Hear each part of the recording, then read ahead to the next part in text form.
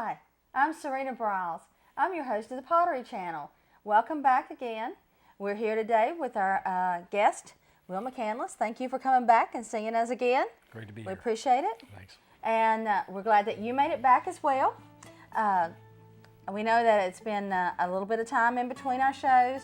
We apologize for not having our weekly shows, but the weather around here in North Carolina and Asheboro in particular has been a little worse than usual and made it very difficult for us to keep up our schedule.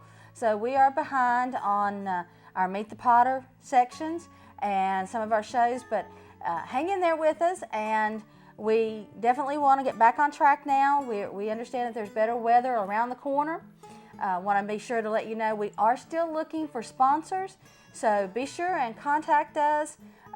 You can do that at info@thepotterychannel.com or give us a call at 336-460-0544. We'd love to hear from you. And if you're a potter, for a limited time, because we need potters, and we've said we were behind, we'd like to get some more shows. We'd like to get some more pottery out here and really, flesh out the show and give you an opportunity to show your work. Your very first show will be free of charge.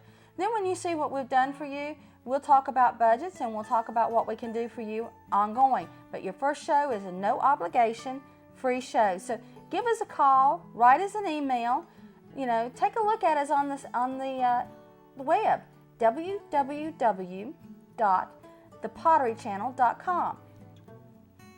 And you can also, of course, watch us on Roku, but contact us. Let us know that you're interested, and we'll set up a time to talk with you and get you on the show. We'd love to meet you and have you here.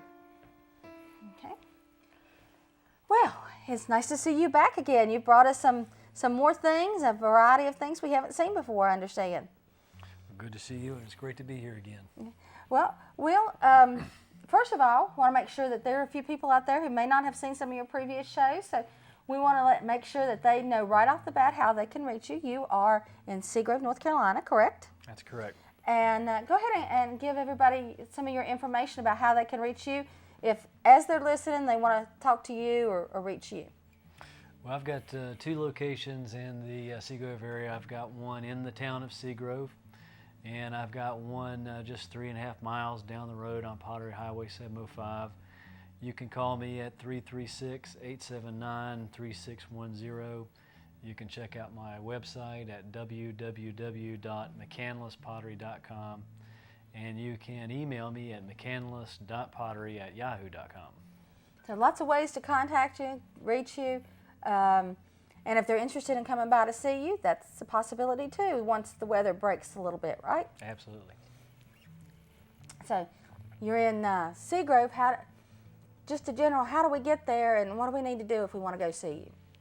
Well, the easiest way is get online if you've never been to Seagrove before, and get on the old Google Maps.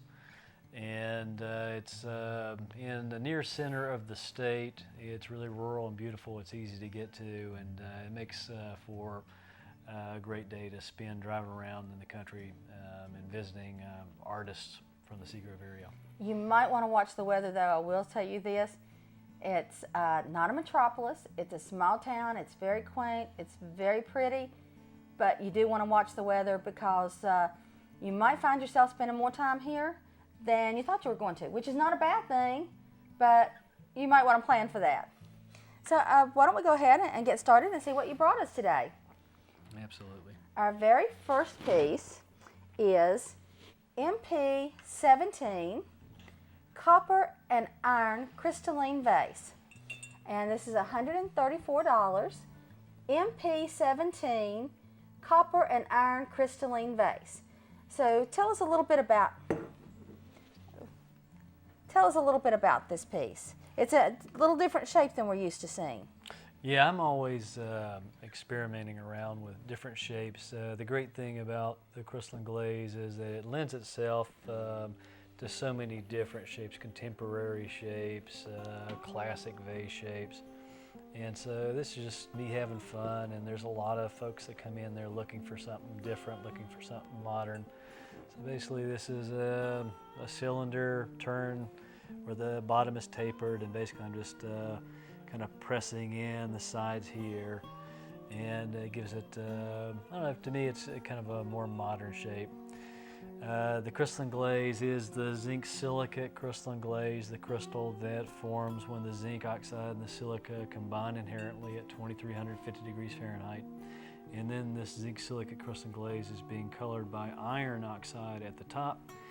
And then at the bottom where you see the green, that green is a result of the addition of copper carbonate and copper oxide added to the zinc silicate crystalline glaze. And that again is MP17. It is a copper and iron crystalline vase, $134. And you can reach Will at 336-879-3610, or you can always send him an email at mccanless.pottery@yahoo.com and let him know that you're interested in this piece. MP17 is a copper and iron crystalline vase, $134. Now the very next piece that we have is a very unusual piece, and I think I'm going to just show it to you and let Will describe it, because it's something that we have not had on the show before.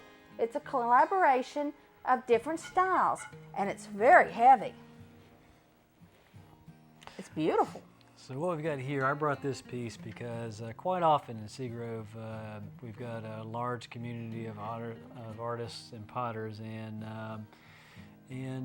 ever since our first celebration of Seagrove Potters, our potters organized an event called the Collaborative Auction. And this was a great way to try and get some folks to come down to get some unique pieces in the auction for that event. The celebration of Seagrove Potters is always held the weekend before Thanksgiving every year. And the idea for this auction was that potters who do different styles of work would collaborate their different styles together in one piece. And I've collaborated nearly every year with different potters, but this is one I've done with Seagrove potter Michael Mahan. And Michael's specialty is this kind of embossed patterning on the border of this plate, and he actually makes the whole platter. And he makes the platter by basically taking clay, rolling it out into a slab, draping it over something round, and essentially forming like a platter shape. And then while the clay is still wet, he makes a series of plaster stamps. And what he does is he presses and rolls these stamps into the wet clay, leaving their impressions. And that's what you're seeing there with these tree motifs.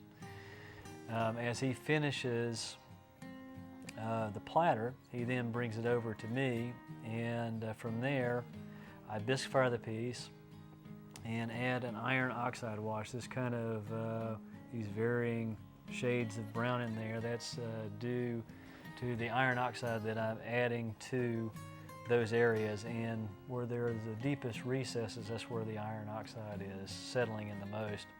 And I'm doing a surface sponging to kind of give some lighter areas too. I then mix up a crystalline glaze, and I apply the crystalline glaze into the center of the platter, fire it, and that's how we ended up with this collaboration. But this is just one of dozens of ideas that Seagrove Potters have come up with through the years for our celebration of Seagrove Potters event. And Mike and I have had a lot of fun of doing this. We've done roughly 6 to 8 of these. So we try and keep it one of those things we don't do a lot of, just because we wanted to keep it special. Right. Okay, this is MP18 Crystalline Collaboration Platter, $1,350. And again, just give Will a call, give him an email. This is a very unique piece.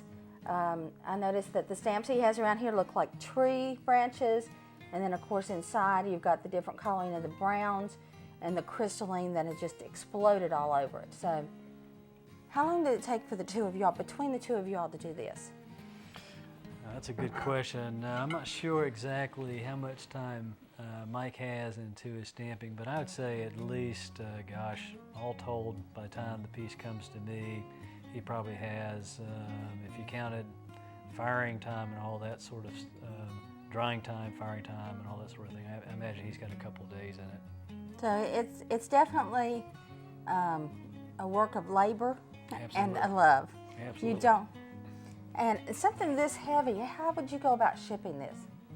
Well, shipping something like this, obviously you want to put a lot of bubble wrap on there, and then it's placed in a box, and then generally what I'll do is I'll put styrofoam around the borders of it so that it's snug in the box and doesn't move around, and then I'll pack it into another box so that it's really secure and safe for shipping. Okay, again, this is MP18 Crystalline Collaboration Platter, $1,350, and you can reach Will at 336-879-3610. Crystalline Collaboration Platter.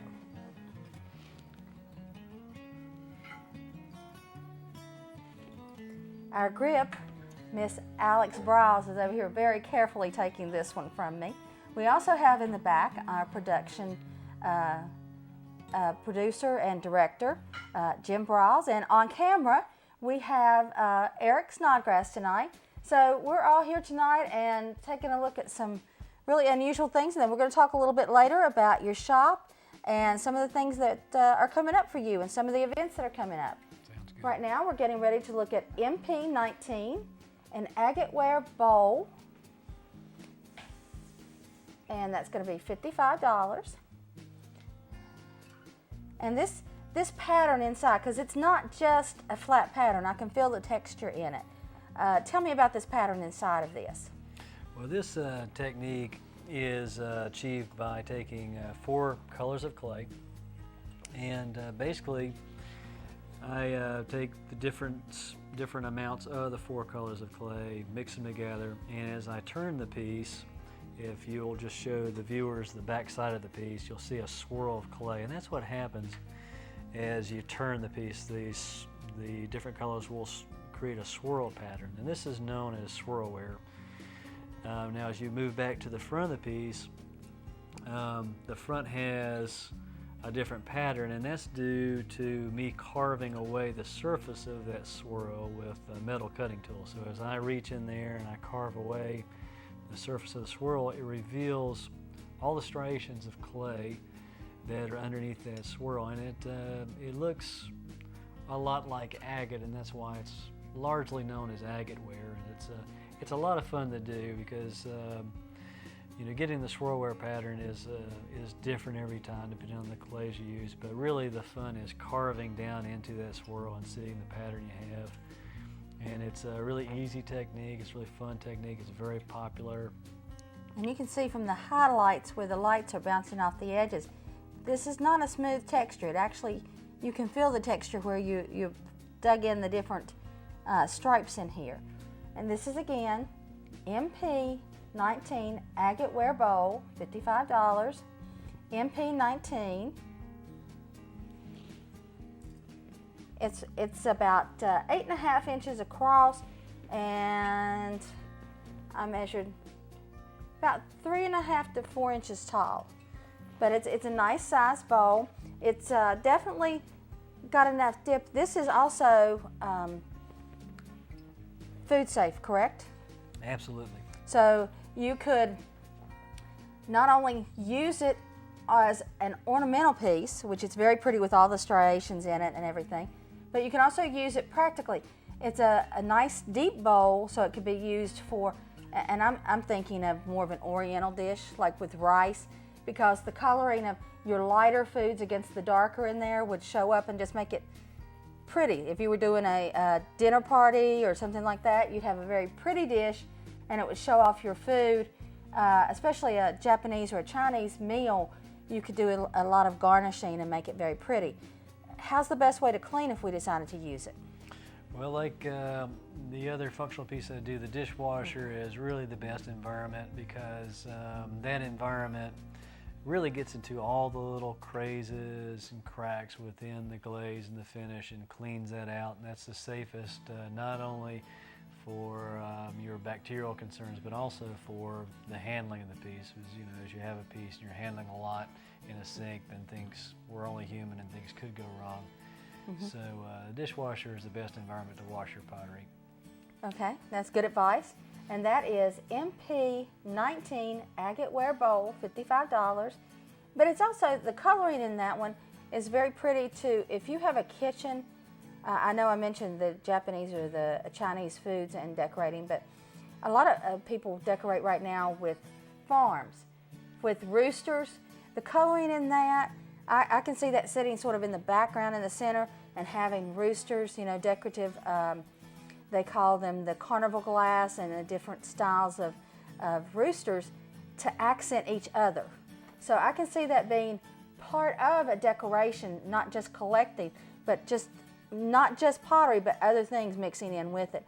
It's a very simple piece that's very elegant, or you can make it country. It seems to blend. I can see that going a lot of different ways depending on how you want to accent it. And recently, we've got some photos from your shop that you have shared with us, and we went down and were able to take a look. They're going to pull those up right now. Tell us about your shop and some of the things that are going on for your business now. Well, this time of year is kind of building up for our spring rush, and Jim's pulled up an image here of a whole bunch of pieces that have been turned, and these are some vase shapes, and as you can see, I like a lot of unusual vase shapes. You see the different colors of clay, and the reason you see different colors of clay is the different colors of clay are used because that will enhance whatever finish or glazing that I'll be putting on subsequently.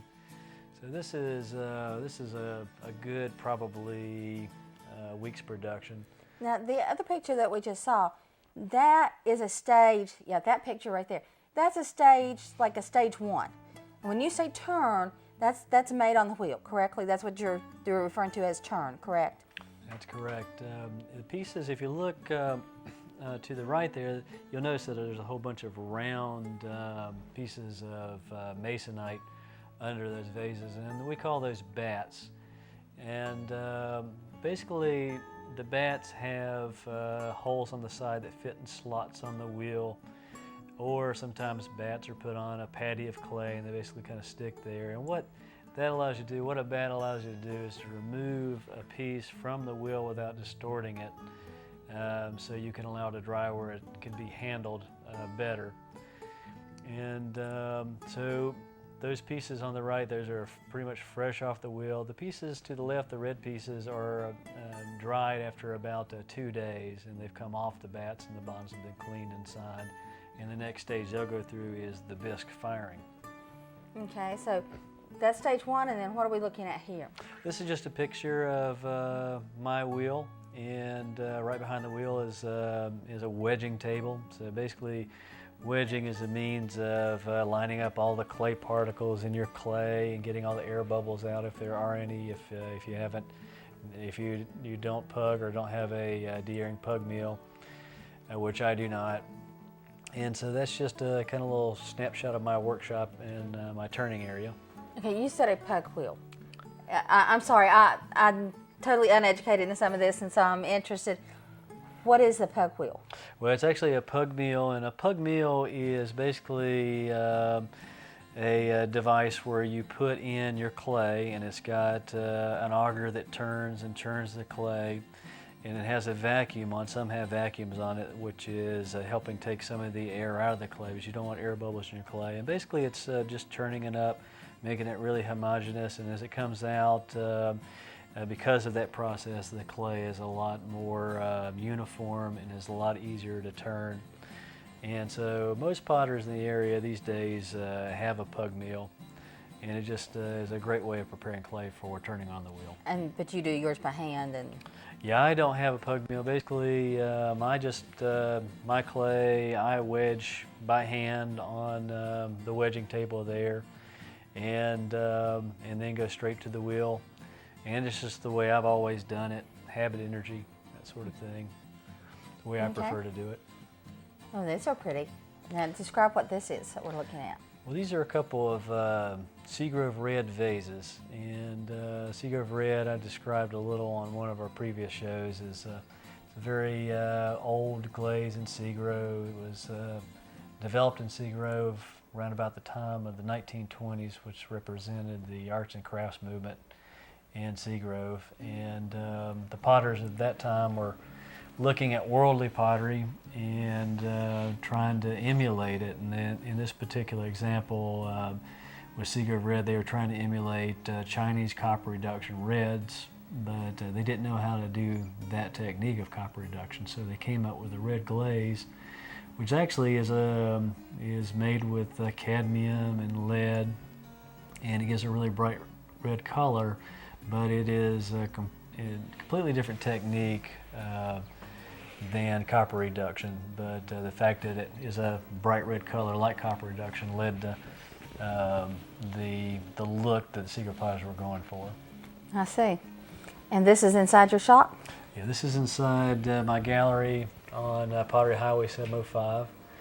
And as you can see, we have some pedestal displays with some of my brushwork. Also, I carry a local quilter that lives here in Asheboro named Scott Merkin. Those are the pieces you see on the wall.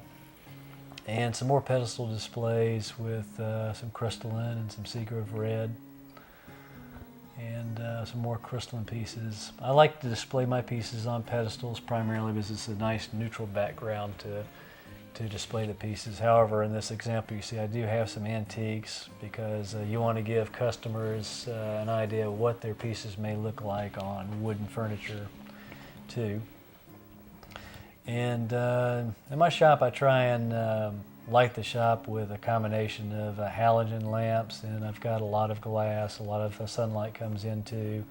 So people, they take that into consideration. Sometimes they're putting a piece that's near a window and they want to see what natural light is going to look like on their pieces. And for people that want to display their pieces where there's the artificial lighting, I have areas that have more of that so that they can see what their pieces may look like. Say in a display cabinet or a bookshelf or however they want to put it. So you give people the opportunity to see the different lighting effects on the different pieces and the different colors. Absolutely. And this is my kiln room, and so the kilns you see there, the metallic kilns there, those are electric kilns, and that's how I fire my work. Electric kilns are chosen by potters who do work where there's a couple factors where control is a really important factor. And with all the techniques I do, crystalline, the decorated pieces, the red, they have critical temperatures that they need to go to. And electric kiln is the most controllable firing environment that you can fire in. It's also a very clean firing environment.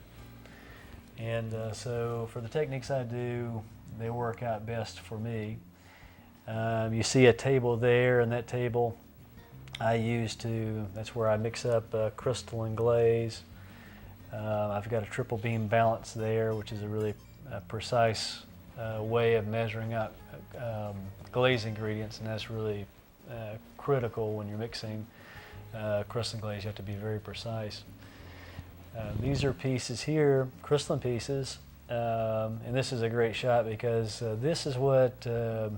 these are what crystalline pieces look like before they're fired. As you can see, there's no crystals. That glaze you see on there has all the materials that, when stimulated by the proper temperature, will create crystals. And so it's a huge transformation that the zinc silicate crystalline glaze goes through from this glaze state to its fired state. And that's me in my younger days with no hair and mixing up some crystalline glaze, and that's a handheld mixer right there. I do varying batches of, size batches I should say, of crystalline glaze depending on what I'm doing. And here's some pieces. These pieces are bone dry, and That's a term we use to describe it. For instance, as pieces come off the wheel and they're wet, they go through varying stages. They start off wet, and as they start to dry, one stage we call leather hard because it still has a moisture content and it kind of has the feel of leather. Leather hard pieces are ideal for treatments like carving, sgraffito, agate ware. As I go to carve my agate ware, it's at an early leather hard stage, and as it progressively dries, it moves from the leather hard stage to bone dry, and it's called bone dry because it has kind of a dryness that feels like bone. And here's me glazing, crystalline glazing the bottom part of a bottle vase there, and you can see the gloves on my hand. A lot of materials I work with, particularly manganese dioxide, is soluble, so you don't, in other words, that will absorb through my hands. So in a lot of cases I have to take precautions to protect my hands, and in some cases wear respirators to keep from inhaling some of the materials that I'm working with. And this is me back in my turning room, and looks like I'm turning a vase there. Do a lot of vase turning. That's most of what I do. Most of my business is crystalline vases, and this is kind of doing a final shaping here. In the previous picture, the long stick that you saw inserted into the piece, that stick has a sponge attached to the bottom of it, and I'm just simply getting all the water out of the bottom of the vase, and that's important because as that piece comes off the wheel and then onto the wear board, if it has too much water and it dries, then that can create some cracking in the bottom of the piece. So towards the last part of the shaping a vase, there's a lot of little finicky touches that I'm making to kind of get the right look and the right contour and all that sort of thing. Now here's a beginning of a large bowl. So basically it's turned and brought out into as a wide cylinder, and eventually I'm going to use tools, a lot of tools called ribs, to eventually lower those interior walls down to be a large bowl, and that's roughly, I think, a 12-pound bowl, so that's going to be a good size right there when it's completed. Okay, we're going to go right into our next piece, which is another agate ware bowl. This one is not quite as deep, it's a little more shallow. It looks like it's about 3.5 inches, about 8 across, and it's another one of those patterns. Yeah, I brought two examples of agate ware today just to show you that how different they can be. And there's a lot you can do with it. If I wanted to have, say, more percentage of the dark clay, more percentage of the white clay, it's going to give overall a darker, starker look, or more of a kind of a subtle look. And it's just a great technique. It's a fun technique to do. The tool I use to carve out this interior is basically a tool with a wooden handle, and it has a metal hoop end on it, and I just use that tool to reach in there and just peel away the clay on the surface. And it's a lot of fun to see what kind of patterning is underneath that swirl. That's awfully pretty. This is a sort of a caramel fudge color. When I look at this, I think of ice cream sundaes. Yeah, that's the most, as folks come in, I've got all these bowls together on the counter, and the most common comparison is fudge ripple ice cream, chocolate swirl ice cream, and which, you know, that would probably be a better name for it overall than agate ware, just because of that similarity. I think 9 out of 10 people see chocolate swirl ware over agate ware, but I guess agate ware sounds more proper. This is an MP20, and this is an agate ware bowl, $55. And again, if you're interested in this, either because it reminds you of ice cream or because it makes you wish you could have a bowl of ice cream, by all means, give Will a call, 336-879-3610, or contact him by email, mccanless.pottery@yahoo.com, MP20, and it is an agate ware bowl at $55. And our next bowl, this is a much more substantial bowl, or it feels like it. It's a little bit larger. I'm going to measure across the top here. This one is a good 11 inches across and about 2 inches high. I always think of this size as a sort of a pasta dish. This has a decoration inside of it. It looks like 2 frogs and a cricket. That's right. This size bowl is really popular just because it has so many usages in the kitchen or serving. So many things you can do with it. And I do all sorts of designs in bowls this size. This is a Chinese frog design that I've done, and really simple brush strokes put together to create this design. And then after the actual brushwork has been done, as you take a look at kind of the markings on the frog, that's done with a needle tool, and we use a needle tool a lot in turning. In this case, this is kind of a form of scratching, sgraffito into the brushwork and the glaze. And I like this motif. This is kind of 2 frogs competing for that cricket. Yeah, there you go. There's that cricket. I don't think between the 2 of them he's going to get away. And all of this is hand done, correct? It's all freehand painted with Chinese calligraphy brushes. And as you can see around the edges, there's swirls in the blue that accompany the green.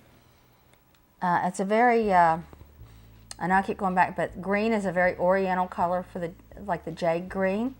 And it's got a ring of green around here with the accompanying gold and sort of a charcoal brown.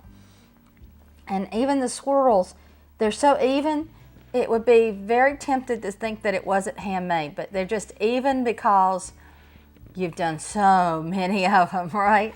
That's right, repetition, and it's amazing how effective border motifs like these squigglies are, or Chinese keys, Greek keys. Basically, these items like the squigglies are adding the intricacy to the piece, and I wish I had an example of a piece that did not have those squigglies on there to show you the stark difference of how much that impacts the piece. It makes a big difference on the overall impression. And that is MP21, and that is a frog bowl, $126. And again, 336-879-3610. And we've got another plate here, which is, this looks like dogwood. It does look like dogwood. These are actually camellias, and camellias are very popular in Chinese painting. And the flower petals, you can probably see, are single strokes. It's basically a just shaping the brush a certain way and then moving to the piece and then pulling the brush in a certain way to kind of give the impression of a flower petal. And then as you see the green leaves there, that's a matter of shaping the brush a different way. And I like the way you've got the different shading. It's not a flat pink. You've got the darker inside, so you have some 3D effect and texturing. Now if you touch this, it's flat, but it looks textured because of the coloring that you used and the technique that you used. I also noticed the border is a little bit different. It's not a swirl. It's a square. Let's see. Turn it. There we go. You can see. There you go. Yeah, quite often we'll call the square repetitive motif a key, a Chinese key or a Greek key. And going back to your comment, Serena, on the petals, on the flower petals, that's a good comment. And what's happening there, that kind of three-dimensional effect, the shading that looks like shading, is as I make a brush stroke and pull the stroke through and release some of the stain that I'm using there, the glaze stain that I'm using there, is leaving an area that's darker, and that's not an add-on. That's just one stroke that's doing all that. That's just the way it's done. It's a technique. Well, this is certainly, every show we do, I have I usually tend to pick out my favorite, and this is definitely my favorite of the group. It's it's just pretty and peaceful, and I can see this fitting in so many different decors. It will look beautiful with the white plate, again, in the middle of a dark bookshelf, or it would also look very pretty. Put it on a wooden stand in a glass shelf on a display stand. There's many different ways, and this is MP22, and this is the Camellia Bowl, $126, 336-879-3610, and this is McCanless.pottery@yahoo.com. We've so enjoyed today. I've loved hearing about your shop and the different things that you do there, and I apologize if I asked too many questions. It's just, Not at all. It's all fascinating to me. I enjoy hearing about it, and I enjoy having you here. I hope you've enjoyed today, and we've seen some very pretty work. Got a little bit of an education. I hope to have you back again soon. It would be my pleasure. Okay, go ahead and give us how to reach you one more time, and how we can see all these things in person if we want. Well, I've got 2 locations in the Seagrove area, and one in the heart of little downtown Seagrove, North Carolina. And my other location is just 3.5 miles south and east of that location on Pottery Highway 705. My website is www.mccanlesspottery.com. You can email me at mccanless.pottery@yahoo.com. And my phone number is 336-879-3610. And if somebody's traveling in the area and wants to drop in, they should give you a call, make sure your hours and there. So we will look forward to seeing you again, and we hope that you had a good time, and we certainly did, and look forward to seeing you on our next show. Thank you.